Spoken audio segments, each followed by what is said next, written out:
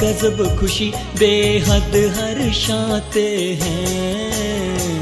हम कितने भाग्यवान हैं।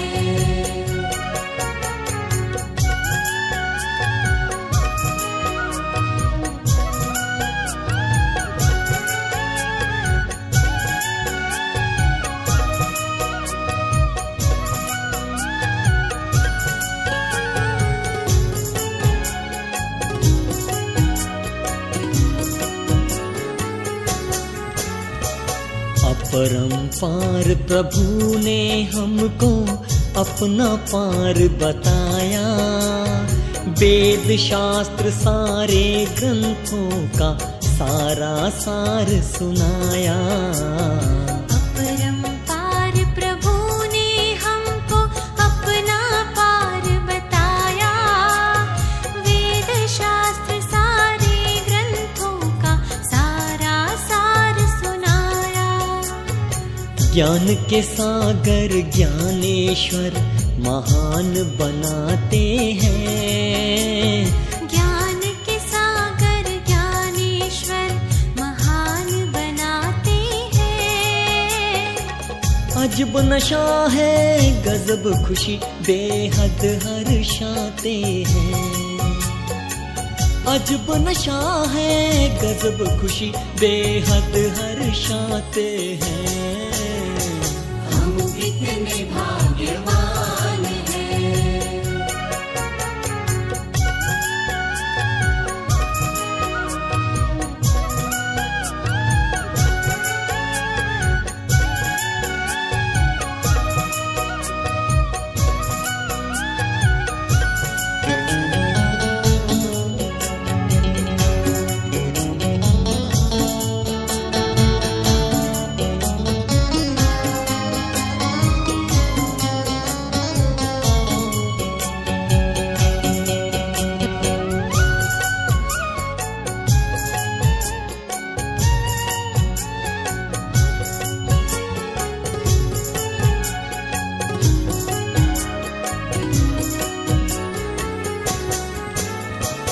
ज्ञान की मुरली मन मधुबन में प्रभु ने ऐसी वाची, देह और दुनिया भूल के सब कुछ गोप गोपियां नाची।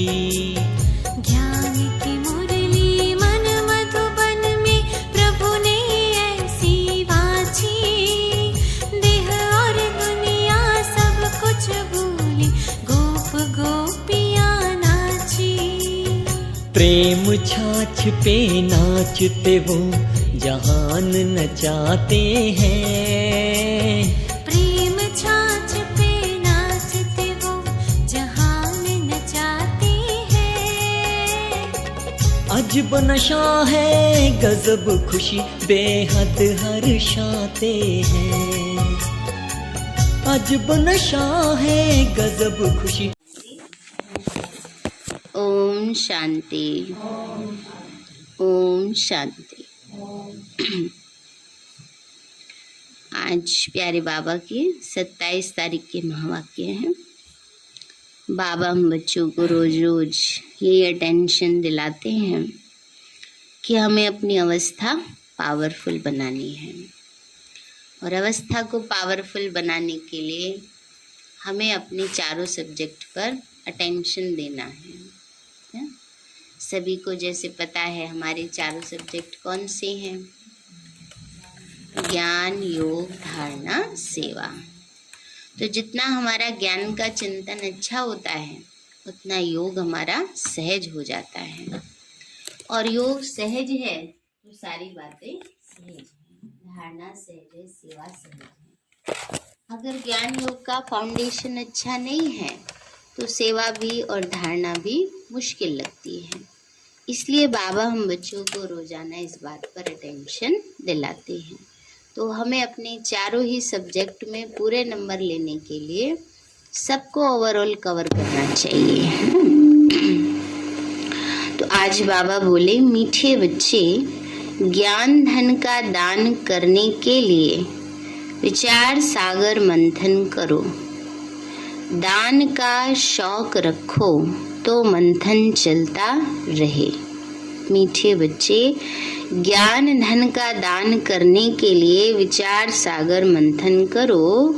दान का शौक रखो तो मंथन चलता रहे। प्रश्न है, ज्ञान मार्ग में सदा अपने को तंदुरुस्त रखने का साधन क्या है? बाबा बोले, सदा अपने आप को तंदुरुस्त रखने के लिए बाबा द्वारा जो भी ज्ञान घास मुरली, ज्ञान रतन है ना, जो भी ज्ञान घास माना मुरली मिलती है उसे खाकर फिर उगारना है। खाकर माना सुनकर मुरली सुन के फिर उसको उगारना है, चिंतन करना चाहिए, अर्थात मंथन करना चाहिए। जिन बच्चों को मंथन करने की अर्थात हजम करने की आदत है वह बीमार नहीं पड़ सकते। जिनका डाइजेशन अच्छा होता है वो बीमार नहीं होते। इम्यून सिस्टम स्ट्रांग कैसे होता है? जिसका डाइजेशन सिस्टम अच्छा होता है। खाना खाया, हजम हुआ, शरीर में खून बन गया। अगर खाना जो खाते हैं वो हजम नहीं होता, शरीर में खून नहीं बनता, तभी तो बीमार पड़ते हैं। तो बाबा भी यही कहते हैं, खाना खाया आपने, भोजन क्या है? मुरली है, मुरली सुनी, जाके उसको एक भी बार रिपीट नहीं किया तो हजम कहाँ से होगी, है ना? हजम नहीं होगी, चिंतन नहीं करेंगे तो धारण नहीं होगी, है ना? तो शक्ति नहीं मिलेगी। इसलिए बाबा कह रहे हैं, जिन बच्चों को मंथन करने की अर्थात हजम करने की आदत है वह बीमार नहीं पड़ सकते। ज्ञान चिंतन अच्छा होता है तो माया की बीमारी उनको नहीं लगती है। सदा तंदुरुस्त वह हैं जिनमें विकारों की बीमारी नहीं है। गीत है, तू प्यार का सागर है, तेरी एक बूंद के प्यासे हम। ओम शांति। बच्चों ने गीत सुना। मनुष्य जो भी गीत आदि बनाते हैं, शास्त्र आदि सुनाते हैं, समझते तो कुछ भी नहीं। जो कुछ पढ़ते आए हैं उसमें कोई का कल्याण नहीं हुआ है और ही अकल्याण होता आया है। सर्व का कल्याणकारी एक ही ईश्वर है। तुम समझते हो हमारा कल्याण करने वाला आया हुआ है। कल्याण का रास्ता बता रहे हैं, खास तुम भारतवासियों का और आम सारी दुनिया का कल्याण करने वाला एक बाप ही है। सतयुग में सबका कल्याण था तो तुम सब सुखधाम में थे और बाकी सब शांति धाम में थे। यह बच्चों की बुद्धि में है, परंतु पॉइंट्स खिसक जाती हैं। बाबा ने कहा ये बातें बच्चों की बुद्धि में है पर ज्ञान की पॉइंट्स खिसक जाती हैं बुद्धि से, पूरी धारणा नहीं करते। अगर एक पॉइंट पर विचार सागर मंथन करते रहें तो ऐसा न हो।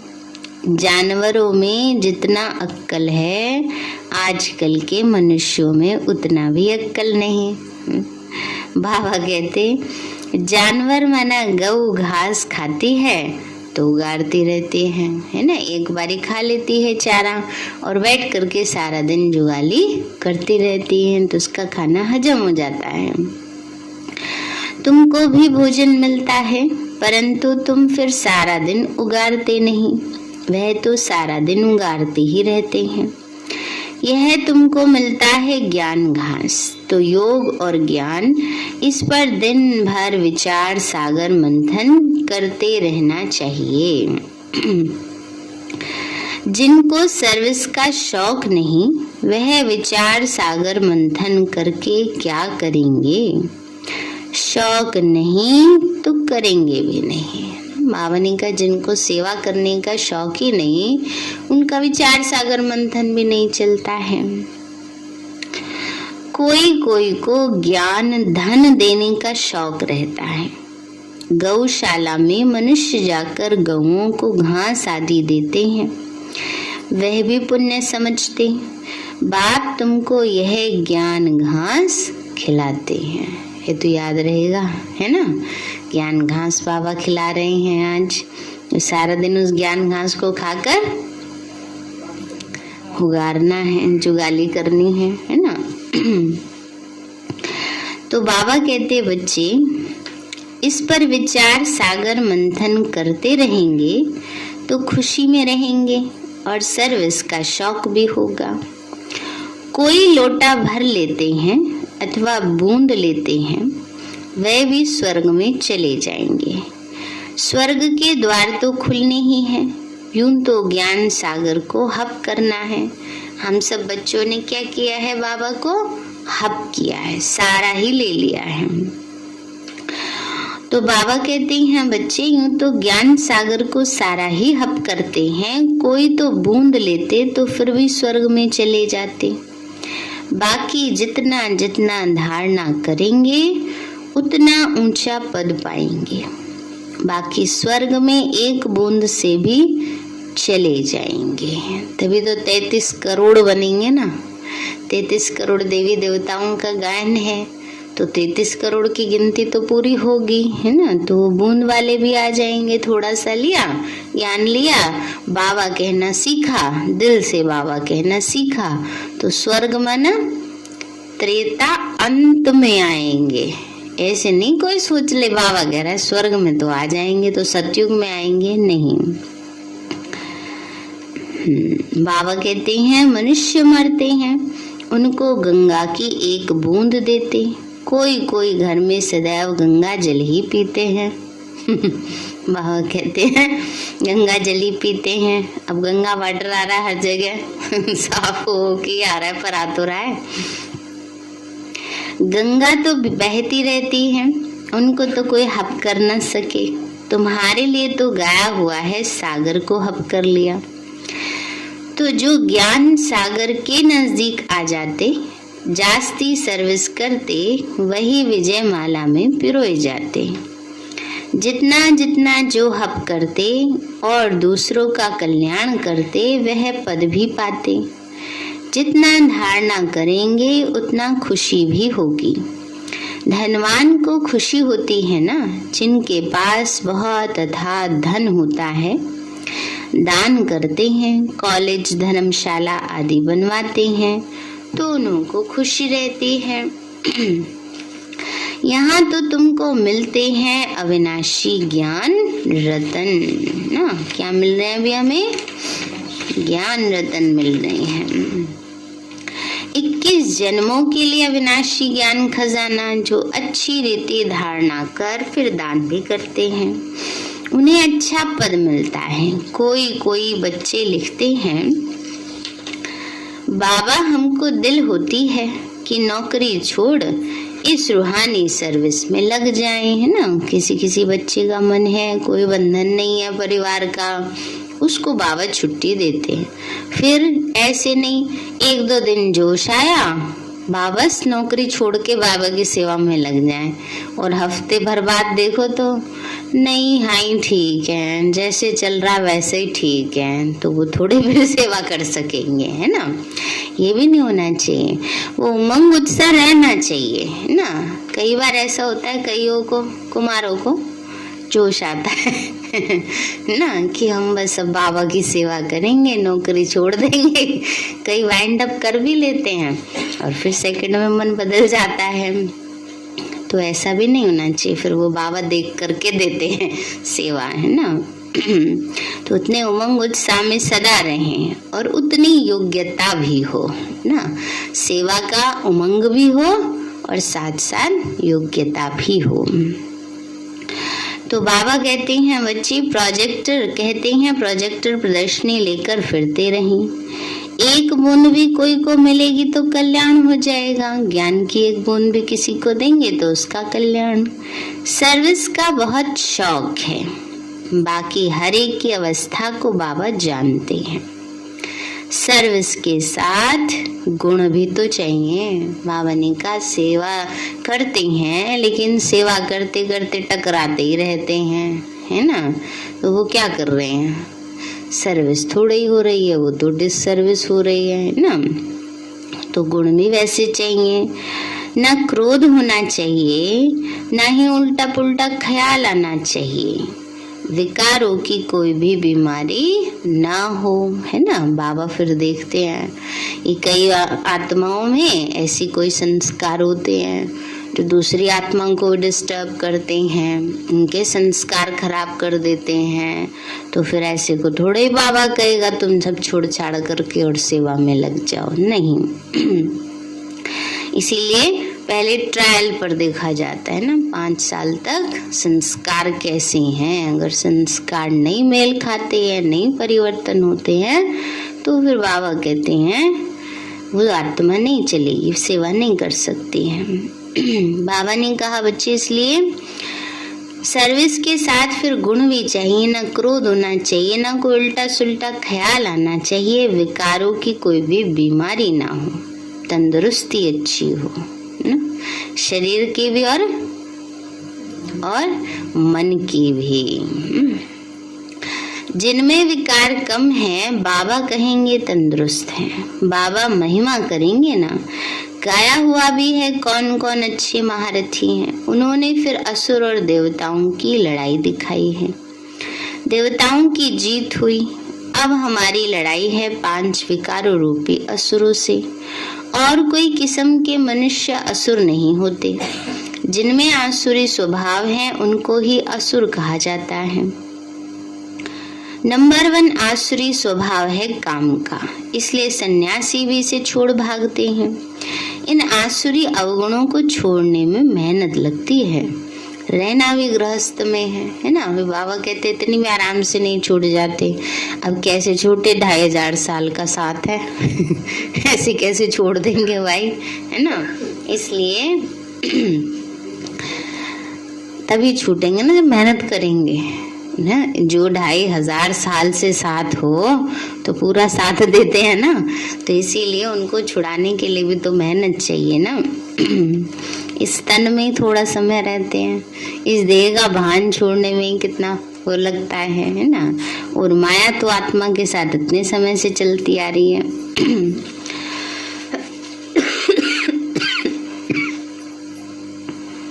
तो बाबा कहते रहना भी गृहस्थ में है, परंतु आसुरी स्वभाव छोड़ना है। पवित्र बनने से मुक्ति, जीवन मुक्ति मिलती है। कितनी भारी प्राप्ति है, वह तो घर बार छोड़ भाग जाती हैं, प्राप्ति कुछ भी नहीं। इन चित्रों में कितनी अच्छी अच्छी बातें समझने की हैं। वे लोग तो सिर्फ चित्रों का शो करते हैं, सिर्फ चित्र देखने के लिए कितने जाते हैं, फायदा कुछ भी नहीं। यहाँ इन चित्रों में कितना ज्ञान है, इससे फायदा बहुत होता है। इसमें आर्ट आदि की कोई बात नहीं, ना ही कोई बनाने वाले की होशियारी आदि है। उन्हों के तो नाम चित्र पर लिखे हुए होते हैं, आर्टिस्ट को भी नाम मिलता है। कई इतना समझते हैं, हाँ बाप को तो जरूर याद करना चाहिए। इतना कहा तो भी प्रजा बनी, प्रजा तो अथाह बननी है। मैं तो हूँ ज्ञान का सागर, एक बूंद भी किसी को मिलने से स्वर्ग में आ ही जाएंगे। तुम समझते हो प्रदर्शनी मेले से बहुतों का कल्याण होता है। ईश्वर कल्याणकारी है ना, तुम्हारा भी कल्याण हो रहा है। परंतु इसमें फिर अपना विचार सागर मंथन करते रहें, स्मृति में लाता रहे तो बहुत फायदा होगा। उल्टी सुल्टी बातें तो एक कान से सुन दूसरे से निकाल देनी चाहिए। बाबा कहते मैं तुमको बहुत अच्छी बातें सुनाता हूँ। नंबर 1 मुख्य बात एक ही है, कोई को भी बाप का परिचय दो। बस एक बाप को याद करो, वही सब कुछ है। भक्ति मार्ग में ऐसे बहुत होते हैं। बोलो आप तो ये बहुत अच्छा करते हो। उंगली से इशारा करते से करते हैं ना, सब कुछ परमात्मा कराते हैं, वो सबका कल्याणकारी ऊपर में रहते हैं। रहती तो तुम आत्माएं भी वहां ही हो। ये सारी ज्ञान की बातें अभी तुम समझते हो। बाबा कहते बच्चे अभी तुम्हारा ये कपड़ा सड़ गया है। कौन सा कपड़ा? शरीर रूपी कपड़ा। सतयुग त्रेता में कितना अच्छा वस्त्र था। सही बात है बाबा। अब सड़ा हुआ वस्त्र कहाँ तक पहनेंगे। परंतु यह कोई समझते नहीं। पर ये चिंतन ना कर लेना जाके कपड़ा सड़ गया है, कपड़ा सड़ गया है, नहीं इसका थैंक यू है, जैसा भी ये साथ दे रहा है। ये तो बाबा न्यारे होने के लिए बुद्धि में न्यारापन है, इसलिए समझाते हैं। बाबा कहते हैं बच्चे सड़ा हुआ वस्त्र कहाँ तक पहनेंगे, परंतु यह भी समझते नहीं। बाप आकर जब समझाए तब समझे। अभी तो तुम बच्चे समझते हो ज्ञान देने वाला एक ही बाप है, वो है सागर। जो सागर को हप कर लेते वो विजय माला के दाने बन जाते। वो सदैव सर्विस पर ही तत्पर रहते हैं। बाबा आए ही हैं बच्चों को पावन बनाने। पावन बनकर फिर वापस जाना है, जहां से आए हैं फिर वहां ही जाएंगे नंबरवार। आगे पीछे नहीं जा सकते। नाटक में एक्टर्स का एक्ट टाइम पर होता है, इसमें भी जो एक्टर्स हैं वो नंबरवार अपने अपने समय पर आते हैं, आते जाएंगे। तो यह बेहद का नाटक बना हुआ है। ब्रह्म में हम आत्माएं बिंदी रहती, वहां और कुछ क्या होगा। कहाँ एक आत्मा बिंदी और कहाँ इतना बड़ा शरीर। आत्मा कितनी थोड़ी जगह लेगी, ब्रह्म में तत्व कितना बड़ा है। जैसे पोलार का एंड नहीं, वैसे ब्रह्म में तत्व की भी एंड नहीं होती। कितनी कोशिश करेंगे अंत पाने की, परंतु पा नहीं सकते। कितना माथा मारते रहते हैं, परंतु कोई चीज ही नहीं जिसको पकड़े या पार जाए।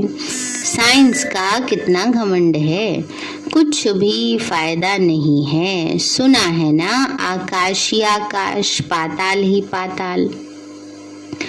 समझते हैं मून में दुनिया होगी, वह भी ड्रामा में उन्हों का पार्ट है।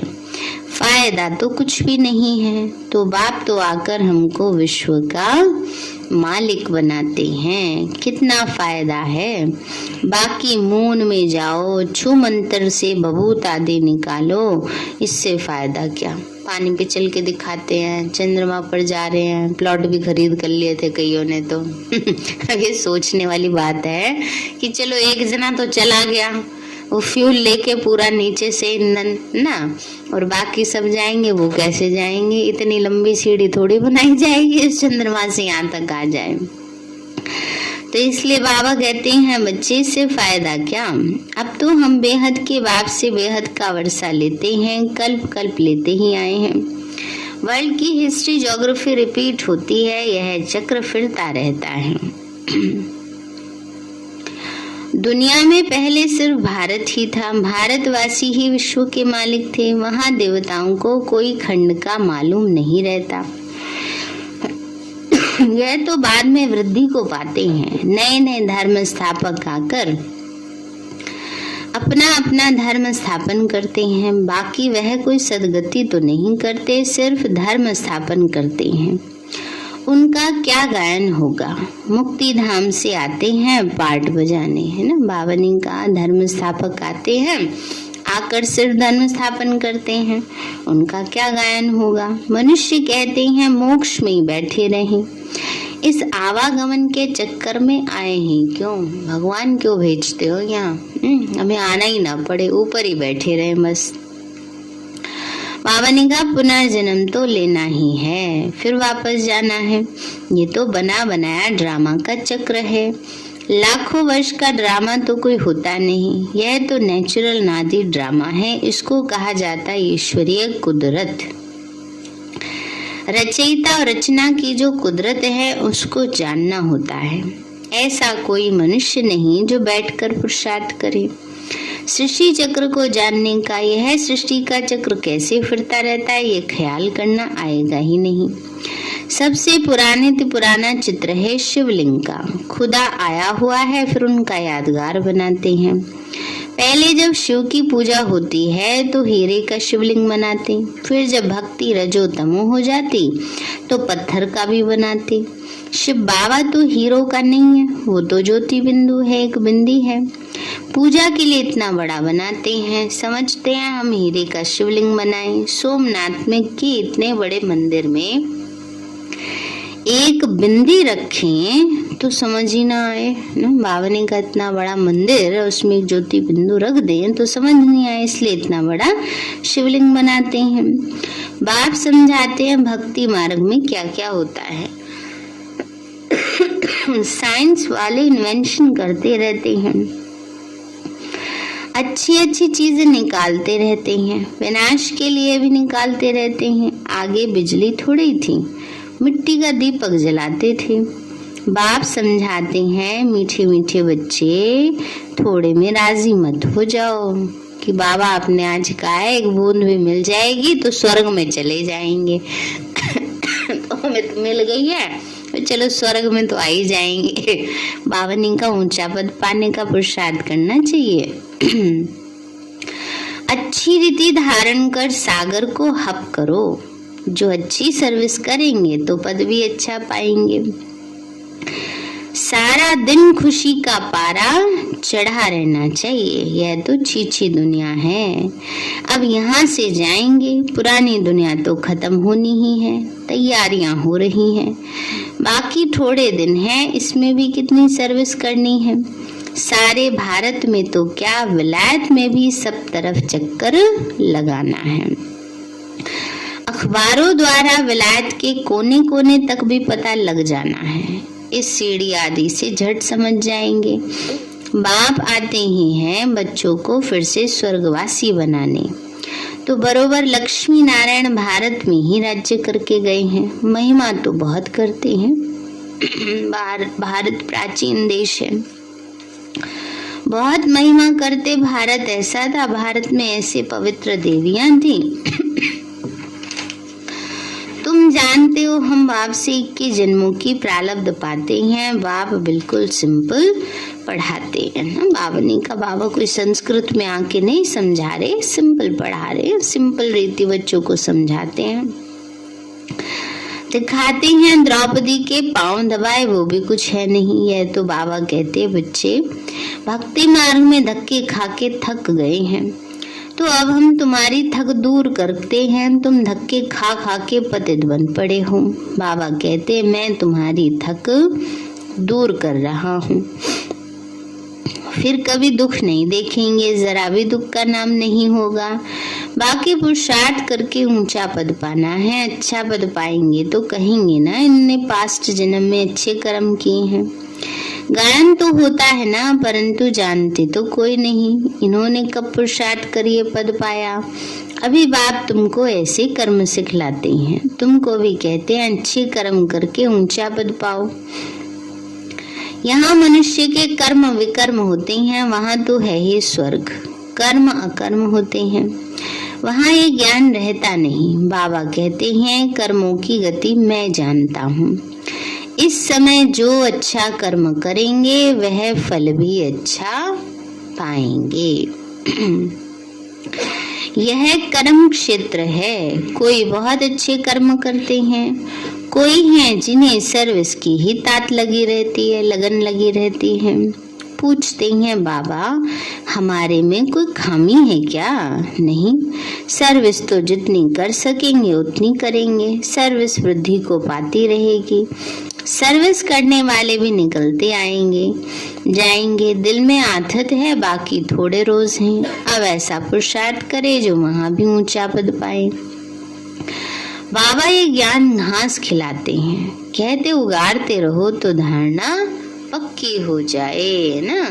तो इसलिए सारा दिन क्या करना है? उसको उगाड़ना है, चिंतन करना है। खुशी का पारा भी चढ़े, बहुत सर्विस करनी है, बहुतों को पैगाम देना है। तुम पैगंबर के बच्चे पैगंबर हो। एक दिन बड़े अखबारों में भी तुम्हारे चित्र पड़ेंगे। आ गया ना वो दिन, तो कितने न्यूज़पेपर्स में बाबा का परिचय आता है, संदेश आता है ना। विलायत तक तो अखबारें जाती हैं ना, चित्रों से समझ जाएंगी ना। न्यूज़पेपर में, टीवी में पूरा चैनल ही बाबा का बन गया है, और एक नहीं कई बन गए हैं अब तो, है ना। तो इसलिए बाबा ने कहा चित्रों से समझ जाएंगे। नॉलेज तो गॉड फादर की है, बाकी मेहनत है मन मना भाव होने की। यह भारतवासी ही मेहनत करते हैं। अच्छा मीठे मीठे सिक्के लदे बच्चों।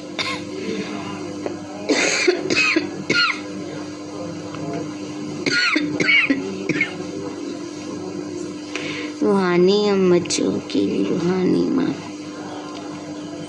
नमस्ते नमस्ते।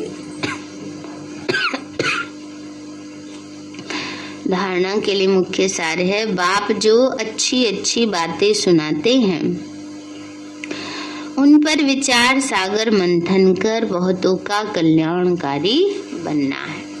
आप जो बातें सुनाते हैं ज्ञान की, उन पर विचार सागर मंथन कर बहुतों का कल्याणकारी बनना है। उल्टी सुल्टी बातें एक कान से सुन दूसरे से निकाल देनी है।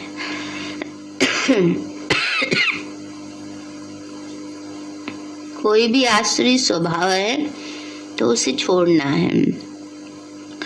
बाप जो ज्ञान घास खिलाते हैं उसे उगाड़ते रहना है। वरदान दिया बाबा ने, सदा अपने पवित्र स्वरूप में स्थित रहे। गुण रूपी मोती चुगने वाले होली हंस भाव।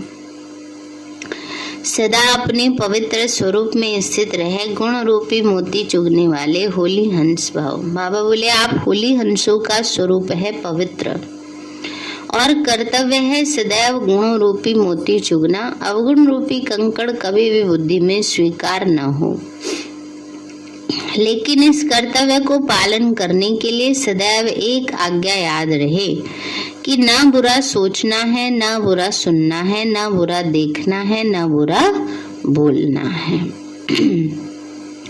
जो इस आज्ञा को सदा स्मृति में रखते वह सदा सागर के किनारे रहते। हंसों का ठिकाना है ही सागर ना। तो बाबा कहते ज्ञान सागर के सम्मुख वही रहेंगे जो गुण रूपी मोती चुगते हैं और न बुरा देखते हैं, न बुरा सोचते हैं, न बुरा बोलते हैं। स्लोगन है, चलते फिरते फरिश्ते स्वरूप में रहना यही ब्रह्मा बाप की दिल पसंद गिफ्ट है।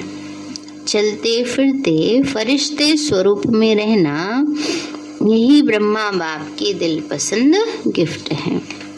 सारे हैं मीठे बच्चे, ज्ञान धन का दान करने के लिए विचार सागर मंथन करो। दान का शौक रखो तो मंथन चलता रहे। प्रश्न है, ज्ञान मार्ग में सदा अपने को तंदुरुस्त रखने का साधन क्या है? बाबा बोले सदा अपने आप को तंदुरुस्त रखने के लिए बाबा द्वारा जो भी ज्ञान घास मना मुरली मिलती है उसे खाकर फिर उगाड़ना चाहिए, अर्थात मंथन करना चाहिए। जिन बच्चों को मंथन करने की अर्थात हजम करने की आदत है वो बीमार नहीं पड़ सकते। सदा तंदुरुस्त वह है जिनमें विकारों की बीमारी नहीं है। गीत है तू प्यार का सागर है। अच्छा, ओम शांति। कल संडे है तो कल सवेरे 7 बजे से 8 बजे तक योग रहेगा, ठीक है? तो सभी को पूरा अटेंड करने का लक्ष्य रखना है। मीठे बाबा, आपने हमें सब कुछ दिया, आपका पदम गुणाबार शुक्रिया। प्यारे बाबा, आप हमें ज्ञान गुण शक्तियों वरदानों और सद्बुद्धि से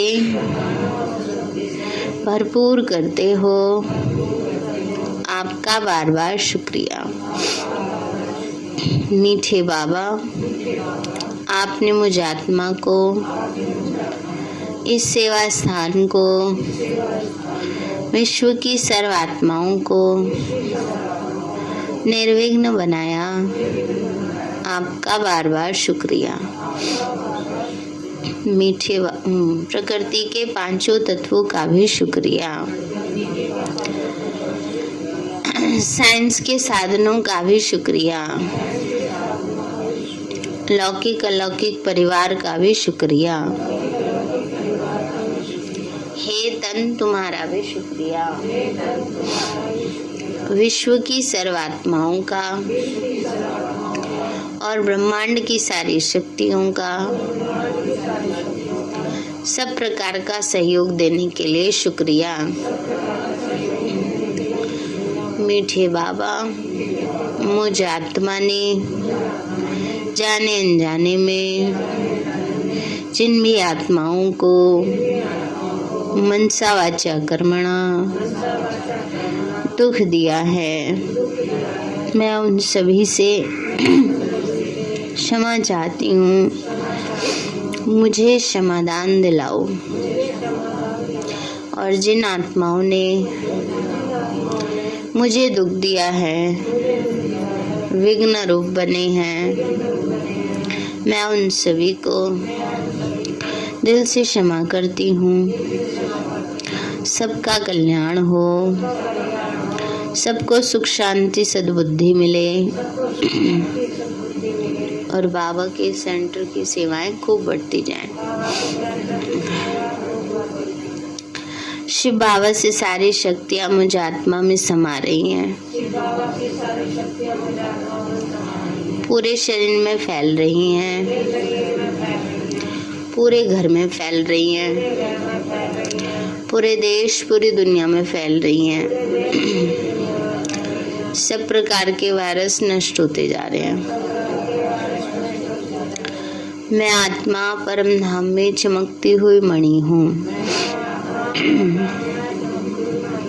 सतयुग में पावन देवताई शरीर में पहले नंबर जन्म में रॉयल फैमिली में हूँ। मैं अष्टभुजाधारी देवी दुर्गा हूँ। विघ्न विनाशक गणेश हूँ।